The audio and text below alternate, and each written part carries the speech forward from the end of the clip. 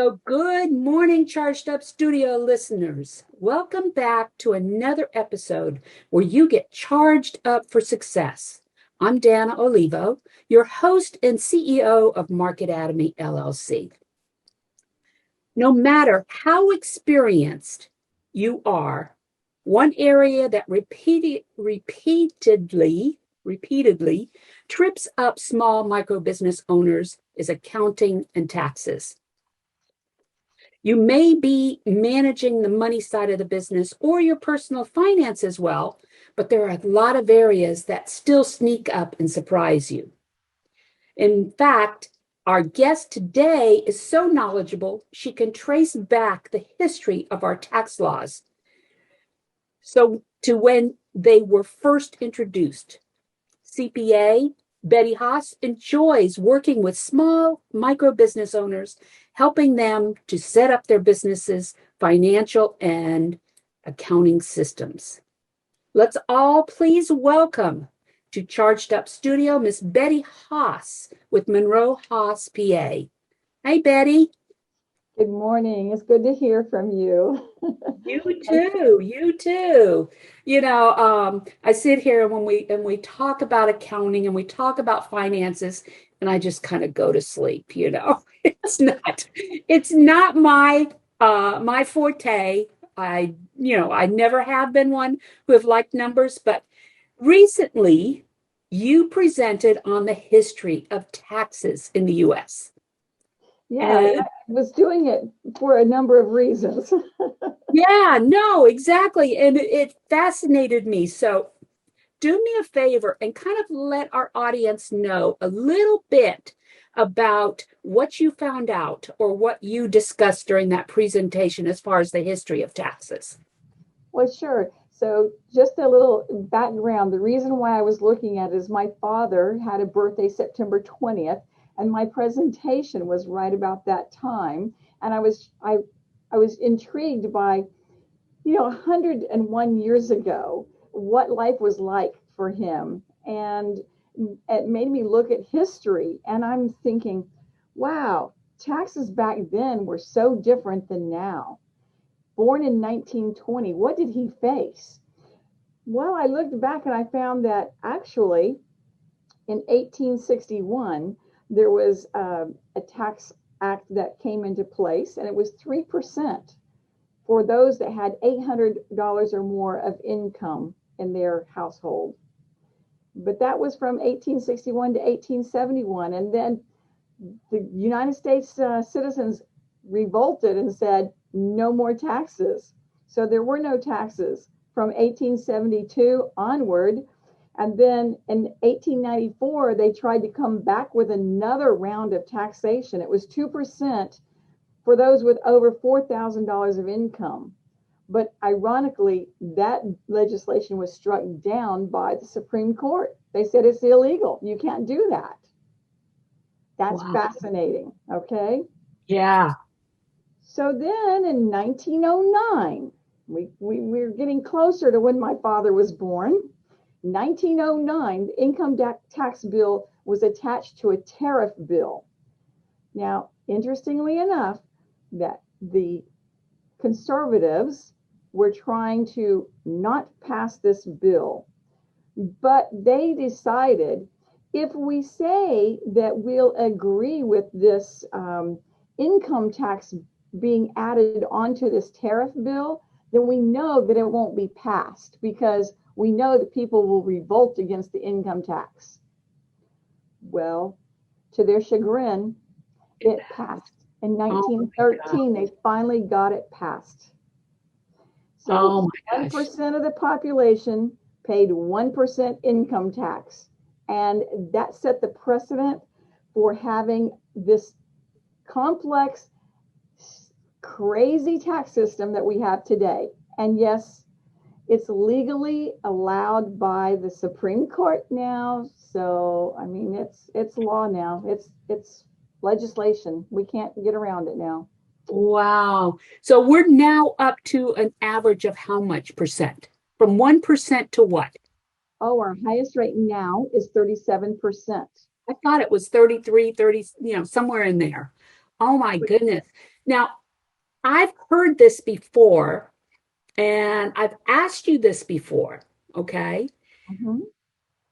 Income tax, is it a contract? Is it a law in the sense where we have to pay income tax?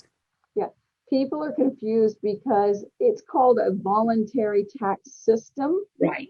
That means we voluntarily comply with the tax laws that are enacted. It's just like any other law that the legislature passes. You know, when you get enough votes in the House and the Senate and the president signs off on that bill, it's law. It's law against, across the board, just the way it's written. So yes, we have to follow the law. It is a law. It's not your discretion whether you choose to follow or not to. Although there are a lot of people who don't. There are a lot of people who don't, and for some people, they slide under the radar for seemingly a long time. And it is true that sometimes people get by with things. But if you're like me, my luck is if I try to not comply with something that I'm supposed to, I'm going to be the one they get. So what good is it for me to try to not comply? I mean, that's true. If history tells us, eventually somebody's going to get caught, and it's usually going to be either you or me. So, Yeah. So Dana, my father was a World War II veteran. He uh, served in World War II, and during that time period in World War II, we had the highest marginal tax rate. Do you want to guess what it was, or do you remember what it was? now 90, you mentioned it, but what is it? 94%. 94%. Oh my gosh. Yes. During World War II? During World War II, it became the highest rate was 94%. That was the highest Wow. marginal rate. And it remained as high as 91% well into the 1960s. Now, I'm going to tell my age, but that's where I come into plays in the 60s. Okay, I was the last of the baby boomers, I believe. And yeah, That's so also when Kennedy came in and everything else. So, so when Reagan became president in 1981, and I remember this very vividly, okay, he slashed the taxes and the marginal rates go from 71 go down to 70 from excuse me from 70% down to 28%. Okay, so in 1981 we had a tremendous decrease. wow. Okay, and Wow. then we went to another administration with the Clinton administration, and they bumped it back up to the 39.6% rate. And then with the Trump administration, it went back down to the 37% where we are today. Now the question, Dana, is where will rates be next year? That's Here we true. are for 2021. We don't even know what our rates are going to be like for 2021. If they enact something between now and the end of the year, it could be effective now. They could make it effective at the beginning of the year, which I don't think is going to happen, but that's just my personal opinion. Or they can make it effective for next year and for some period beyond. So How I will how will the fact that they have opened it up and they're printing more money, how is that going to affect our taxes? so that's interesting because usually when you print more money, then that means that there's more credit. That means they're wanting people to be able to spend money and do things like that. So presumably, with more money being out there, there's going to be a bigger GDP, which means they'll be able to collect more taxes. That's the presumed factor.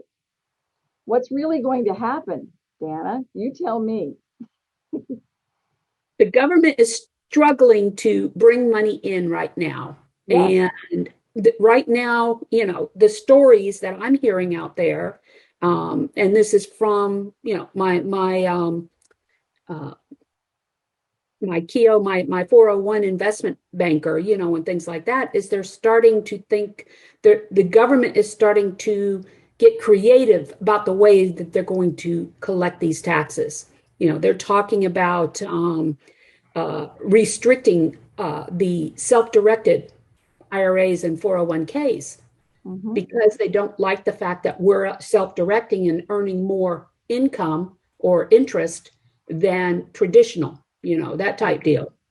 So they have no control over it. The same thing with cryptocurrency and a lot of these things, they're really, so they're becoming a lot more creative in the way that they are trying to collect their money, which brings up one of my biggest concerns, okay, is the fact that, we're coming through COVID for the last 2 years, and with what I am on such a mission to turn things around is small business, okay? Because these are the people who are going to get affected with a lot of this, be affected with a lot of these taxes and things like that.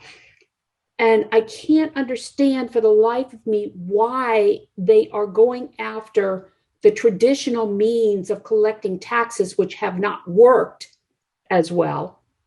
And rather than going back and doing what they can with the existing infrastructure, meaning small businesses and things like that, and helping them succeed so that money will be pumped back into the GDP and our labor force and things like that.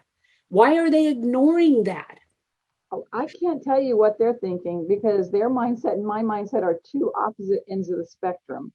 Right. But I can tell you that they have many, many ways to accomplish what they are trying to do. Even if they didn't raise the tax brackets, when I was talking about the marginal tax brackets, they don't have to raise that marginal tax bracket to raise the taxes on someone. So instead of having the proposed tax rate, let's say from 20% capital gains to 25% or 28% like it used to be, they can just limit what qualifies for capital gains. Right. They can they can change corporate tax rates from the current 21% to 25%, but they don't have to do that. They could just say, well, okay, we're not going to allow any charitable contributions, or we're not going to allow any meals, or we're not going to allow, because they don't allow entertainment anymore. You know that, right? So Yeah. all they have to do is identify a unit that is not going to be deductible. Penalties are not deductible. Political contributions are not deductible. What they could just name some other areas that are not deductible, and they've done the same thing as raising your tax rates. Wait a minute. You said that entertainment's not deductible anymore? It hasn't been deductible since 2018. Entertainment is not deductible. So Meals are allowable if they're for a business purpose. They have been allowable at the 50% rate, okay. but that's different than entertainment. So Okay. we have new rules on meals for 21 and 22, though. Meals for 21 and 22, because of COVID, are 100% deductible, which is unheard of. In my lifetime, I've never seen meals 100% deductible. Okay. I don't remember ever seeing that. Wow. But they are 100% deductible for meals in a restaurant. That's the caveat. It has to be meals, business meals. The purpose for business in a restaurant is 100% deductible for 2021 and 2022. Okay. Wow. But now your question about the entertainment part is that, so if you go to a ball game, or you go golfing, or something to a museum, I'm trying to tell you some of the things I've seen coming across my desk. Those are not deductible. Go to a play in New York, those are not deductible because that is entertainment, and entertainment is not deductible. What if the entertainment is set up as a nonprofit sponsorship? Then I would suggest to the business owner that they want to have their name and logo printed somewhere so they can do it as advertising rather than okay. That explains it. Yeah. Yeah. This is why I don't like this, because it is so confusing, and people will say my job is confusing too, but it's because I know it left and right. It's not confusing to you because you know it left and right, and you're excited about this. it's just so overwhelming and, you know, but anyway, so we're here with Betty to talk about as small micro business owners, what are some of the things that can crop up that can surprise us and preparing for these. So let's get into some of our questions, okay? Right off the top, Betty, um, if I was just starting my business and not sure of the best way for it to be structured for tax and liability purposes, how would you do that? Well, I would first consult with a professional because you don't know what you don't know about it, right? But once someone comes to me and says, Betty, how should I be structured for my business? Because I get this great idea and I want to do it. I ask them questions. What have they planned for their gross income? What are they planned for their expenses? And from that, we decipher what their probable net income is going to be. You and I both know that things don't always go as planned.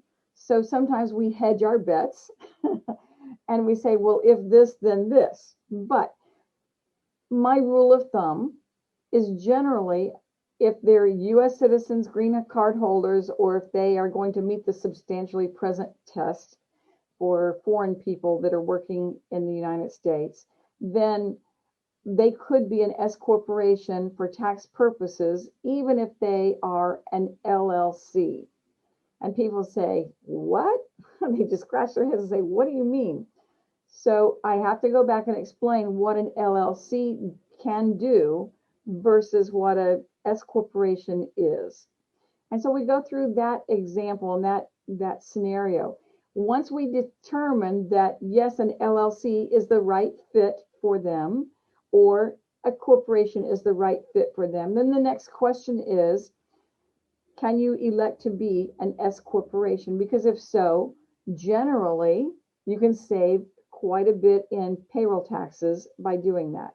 Because not all of the money taken out from the business has to be through a payroll means. If you're an S corporation, you can take distributions, or otherwise known as dividends, and those are not subject to payroll taxes.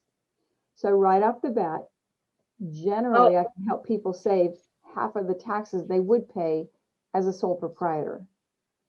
so becoming an S corp for tax purposes For would definitely save some money if we're looking at getting income out of dividends and things like that on the business. Okay. Now, there's a lot of factors that play into it. Yeah. So Yeah. we have to have a good idea where you're going. And that's where you come into play when you help business owners plan their business so that they Right. have a good idea where they're heading to, rather than just some, dream in their head that never gets put on paper. They will be able to answer my questions a lot better. Right. Right.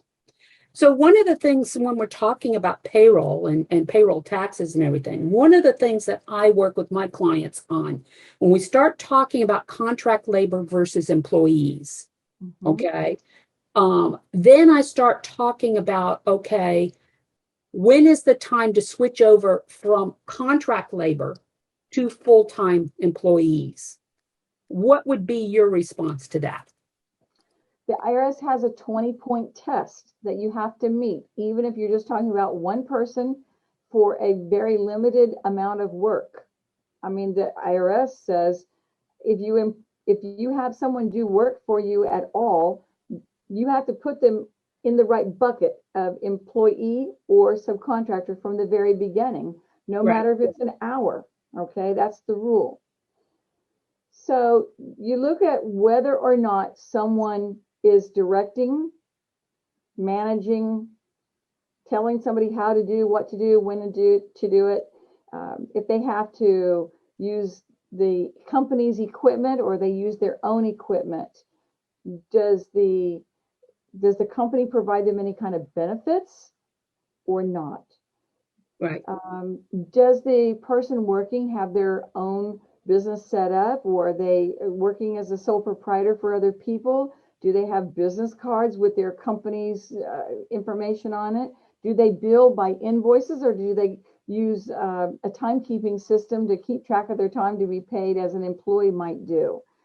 All these factors come into play, but it all really boils down to a couple of points that are so highly weighted that any of these other things you might get by on by doing them.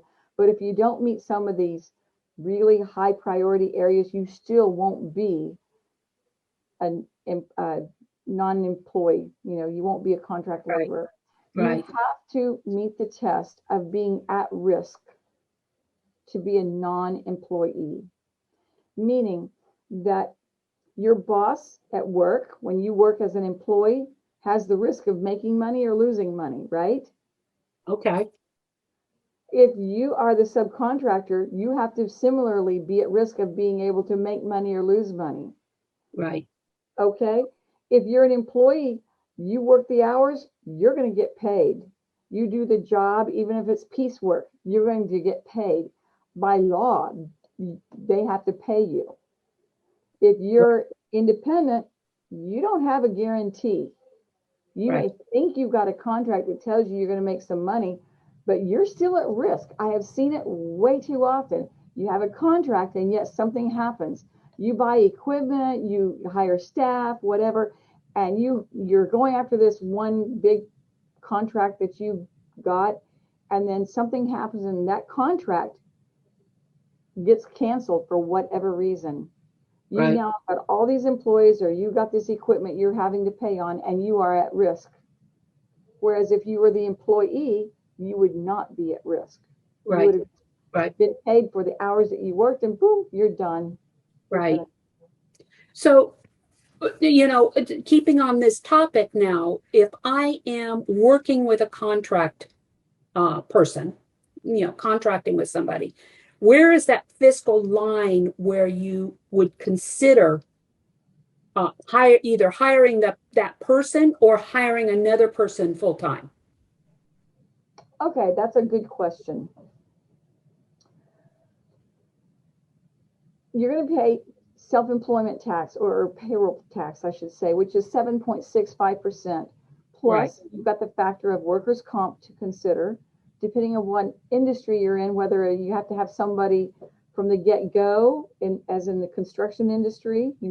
Even you yourself are considered an employee of your LLC or of your corporation.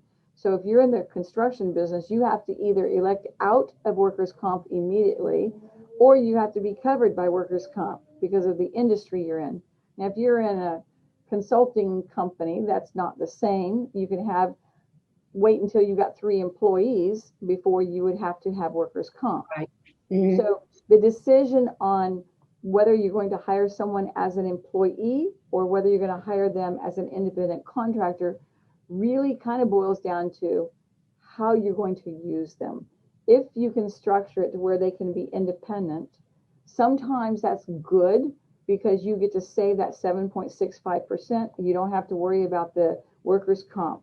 You don't have to worry about benefits. Normally, if somebody's working as an independent contractor, they want to be paid more than a salaried individual will be paid because they know they're at risk. They know that they've got taxes to pay, and they know that they're going to be responsible. At least if they know what they're doing, they know these things. So Right. you might be paying a subcontractor more for that reason. So then it really boils down to, Basis. Yeah. Yeah. yeah, On an hourly basis. yes, Yes. it boils down to whether or not it makes sense for your business to be paying that additional amount to someone as an independent contractor, or is it better for you to have someone on staff? And in my accounting world, accountants don't get paid overtime, believe it or not. They're one of the exempt people.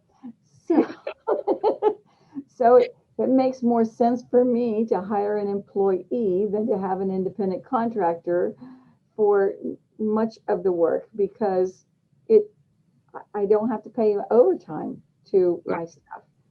Right. Right. Well, and what I tell my clients is, when you're first starting out and your overhead, you can't afford that much, you're better off, going with contract labor. That way it can be halted at any time. that type deal. And plus, you don't have to worry about workers' comp. You don't have to worry about benefits. You don't have to worry about any of these additional costs. But there comes a point where um, what you're paying for the contract labor far outweighs what you would be paying if you Yes. were to hire them full time.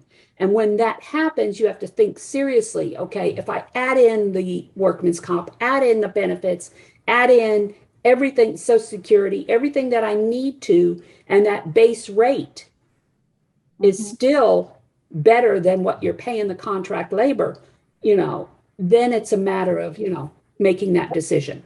I agree wholeheartedly with you. You just have to weigh it out because there are factors that come into play. I mean, you don't even think about all the little things, but at Christmas time you do a bonus for your employees. Well, that has to be calculated into the benefit package. I have uh, I have developed a compensation package plan that I list everything that I pay on behalf of my employees to have them sitting in a seat in my office. Right. When you start looking at everything that goes into that, having that person in that seat, and then you get to the total compensation package at the bottom, including all the taxes and the insurances and the workers' comp and the everything else, and you show the employee that Yeah. there, even my staff who see it on a daily basis with clients having their work come in and we work on it, when they see it for themselves of what it costs me to have them sitting in that chair, it opened their eyes. They went like wide open, like, Yeah. wow, I didn't know it cost you that much. Yeah, yeah. No, and a lot of employees do not understand that. And so they're always going back saying, I need more money, I need more money. Yeah, I understand their side of it, but they're not looking at when the employer says, it's just not in the budget right now, or something like that. So there's got to be a way of communicating, to your employees that, look, I respect what your needs are, and we'll work on it, but you've got to understand where we're coming from our side too. Mhm. But yes, it's So amazing when you sit sometimes, down and you do add it all up. sometimes you can be creative in the way you help your employees so that it's not necessarily a taxable event to them and it can be beneficial to you as a deduction on the company side. And that's where I call it the sweet spot, because when you can find things that you can pay on their behalf, you get the 100% deduction. They don't have to claim it as income. Woohoo! That's a win-win for you Yeah, and the employee. definitely. Definitely. Okay. So a lot of these small micro business owners, when they first start out, they often don't pay themselves. Okay. Because they're just worried about running out of money, or not having the money, that type deal. And there's a couple of things that I do tell them. First of all, what I tell them is if you're not going to pay yourself, okay, um, if you're going to go for funding or whatever, that's not going to look good for the investor or whatever. They want to see you paying yourself. Even if you pay yourself and then put the money back into the company Mhm. as a loan. So Thoughts? let me share with you what the government's position is. And I don't care Right. if it's the state or the federal. They believe that if you're working in your business, let's say that you got a corporation or an LLC being taxed as a corporation, they expect that you are going to receive a salary, a reasonable salary, even if you're just starting out. Now, how much should that be? I can work with my clients and figure out what could a reasonable salary be, and we can make it arguable to the government. And I Mm-hmm. won't take a position that I can't argue. I'm that way. Right. So the answer is yes, you need to take something, even if it's small, in order to meet the requirements of having had a reasonable salary. Right. Sometimes that comes into play for other reasons, as you know, if you're trying to get loans or whatever, they Right. want to know that you've got income coming off of there. Right. Um, so, and sometimes it affects not when you're first starting. You're probably not going to be putting money into a retirement plan unless you have really planned well and are doing well from the get-go. But when it Mhm. comes to retirement plans, your salary is a very key component in how much you can contribute for many Right. different plans. So, Right. And like you said, and as I tell my clients, like I said, even if you pay yourself, but you don't hold on to the money, you put it right back into the company, you're showing a track record of making money mhm. for yourself, a paycheck for yourself. So for loan purposes or whatever, you have that information. And it's showing what a reasonable, prudent person would be paying for that position Right, to be filled. It's unreasonable to think that a business can run itself with nobody doing anything. right, right, right. And so here's a couple of things that consistently come up. First of all, the cross cross contamination of the bank accounts. So many people, so many small business owners, do not understand the importance of keeping those separate, keeping the company. And then the other thing is credit cards. Mm-hmm. In the very beginning, it's difficult to get a credit card for a new business. How do you recommend that they get business credit cards? That type of deal. Okay, so let's start with the first one about the cross contamination, which is a really bad thing. Right. If Mm-hmm. you look at it from a legal perspective, I've had attorneys tell me this before. Your LLC or S corporation structure is in jeopardy if you cross contaminate, Wow. because all the opposing attorney is going to have to say is, Your Honor, it's a sham company because look, they're just using it as if it's their personal. So we can go ahead and sue them personally for everything. So that LLC that you set up for liability purposes is gone because Right. you messed it up. You blew it. Barrier is gone. Yes. Yes. Now, as far as getting the credit goes, I don't know when I would start out, I would certainly try first for either an American Express or another Visa, MasterCard. If they turned you down for having a company card, I would say, can we can we do a personal signature, like a personal guarantee on it, and have a low balance, just to get started on. If that's not feasible, go for a prepaid card if you have to somehow. If nothing else, have one personal card for personal use and one card that's under your personal name used for the business use. That's the Yeah. path of least resistance, but it at least shows you were trying to delineate this card was being used for business purposes and this one was being used for personal. And as soon as you can convert over to a company card, then do so. Yeah. That's what I've been doing in the past is I may have two personal cards, but one of them is set aside straight for business purchases and the other one is my personal one, as far as that's concerned. Um, so how, as a small business owner, how can I avoid paying income tax or all of this income tax? I wish there was a way to get out of all taxes All of it. totally. Yes. Not usually the case though. If so, that means there's something strange that has happened and usually not a good thing if you get out of all of your tax. But there are things that can be done to reduce your taxes. As a business owner, you can choose to buy more things before the year end, which is typically a year end strategy. However, I'll tell you this year, it's not my strategy because we believe that tax rates are going up.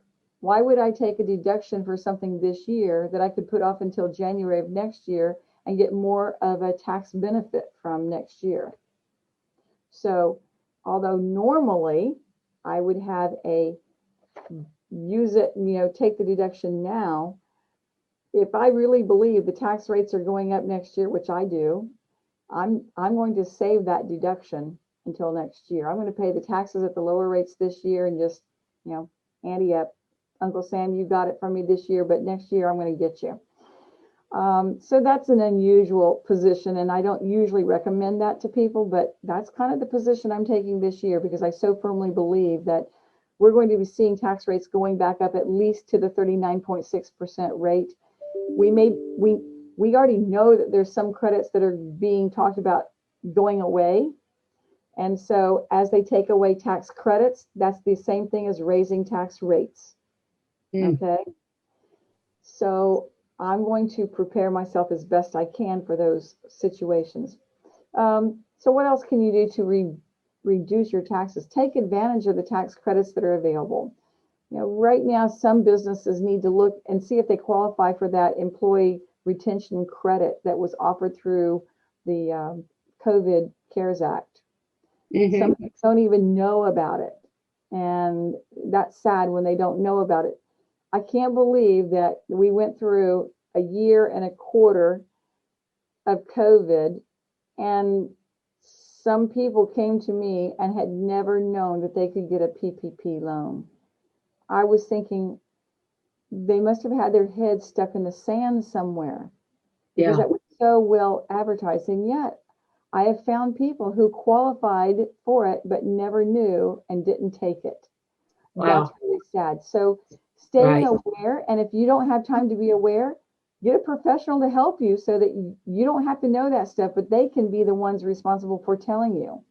Because we try to send an annual tax letter out to our clients, giving them things to have heads up on.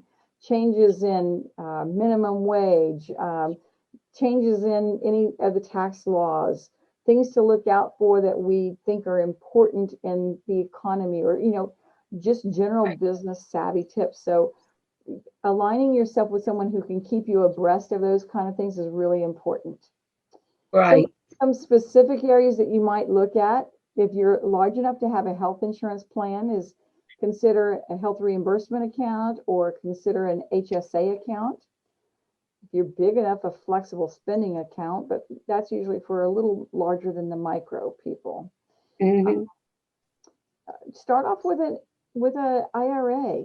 I mean, one of your best options is a Roth IRA. It doesn't save you the tax dollars now, but it's going to save you lots of tax dollars down the road. If you can think long term, that is one of your best friends, is to think Roth. Okay.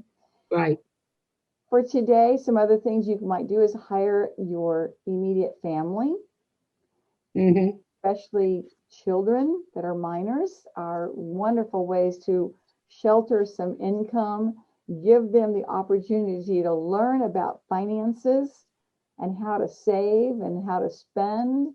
So it can be a great opportunity for parents, especially, to help their children learn.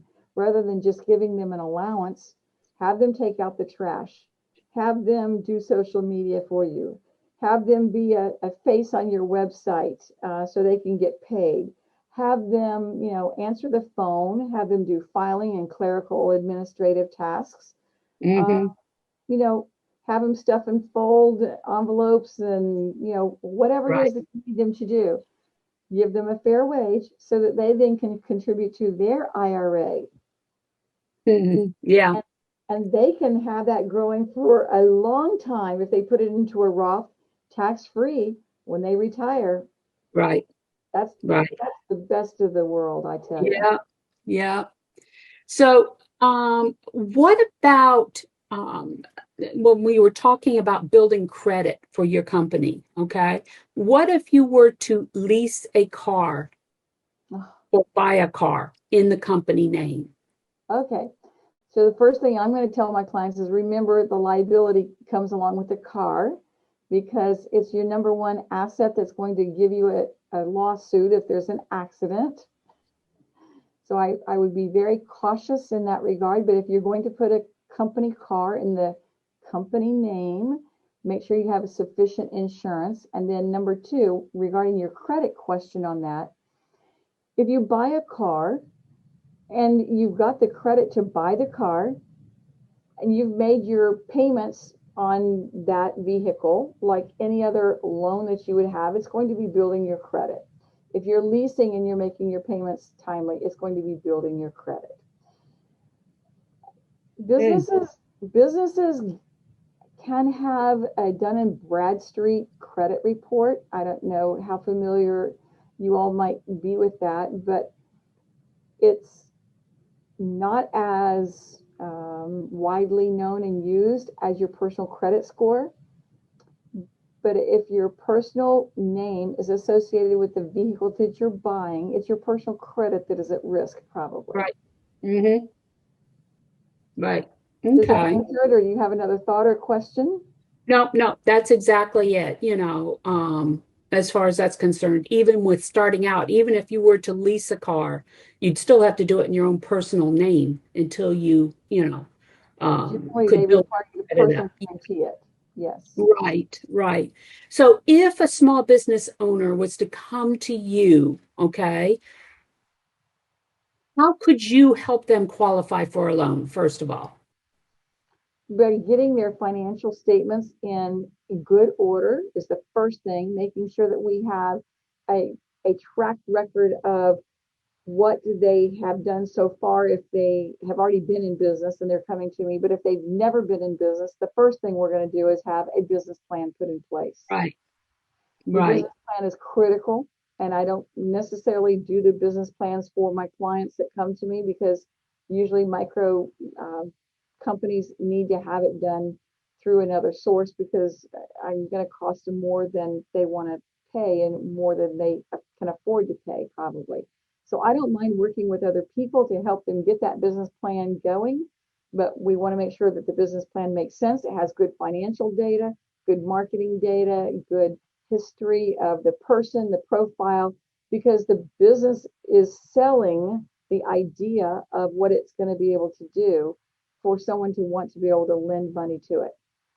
And that's one of the things that we do at Market Atomy is we help them build those business plans by going through the courses, what they're learning and customizing for their own businesses. A lot of that can be incorporated into the business plan. Right. That's what we're trying to do. So, That's and working then, with you is a good fit. yeah, exactly, exactly. And what else should I know about my finances and taxes as far as business is concerned? What other things can you, Sure. any Just a couple of tips? things. A couple of things come to mind. Most business owners don't seem to know that they should keep receipts. They know they've got their bank statement or their credit card statement, and they think that's good enough. But if you're audited, you need to have that receipt. And especially for meals, you need to write on the receipt who it was and what it was about. And, so you have who, what, when, where, why on that receipt. Mm-hmm. Because if you don't put the business purpose and who you were with on that receipt, the government's not going to give you that deduction. And Right, looking at your credit card statement or bank statement, they can't see that information. So they right. see the receipt. And, then we run into the problem, whereas a lot of receipts that I get end up fading before the year end. Okay, so by scanning it first, Right?